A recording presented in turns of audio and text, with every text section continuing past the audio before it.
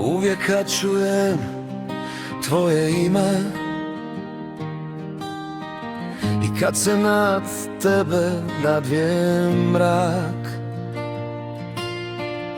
moje srce postane vruće i ljubav prema tebi sve jača, jer tu sam rođen, tu je moj dom. Oj lijepa moja Hrvatska, tvoje more i planine, tvoje ravnice su moje srce, zastava tvoja naša je svetinja i zauvijek neka visoko vijori.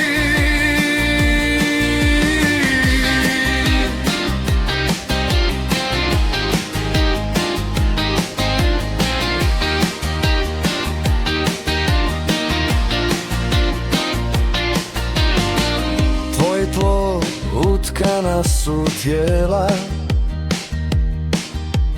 duša i srce ratnika, povijest će ih pamtiti vječno, djetjao ljude bez straha kao hrabre vitezove koji su dali najviše za slobodu.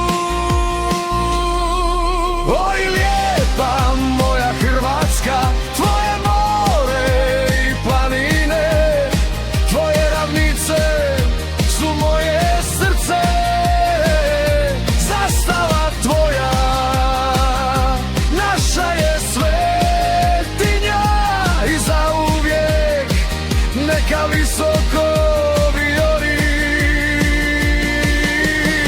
Za ljubav tvoju mi živimo, oltar domovine vječno je odmaralište hrabrih duša koje koračaju rajem. Nikada te napustiti nećemo,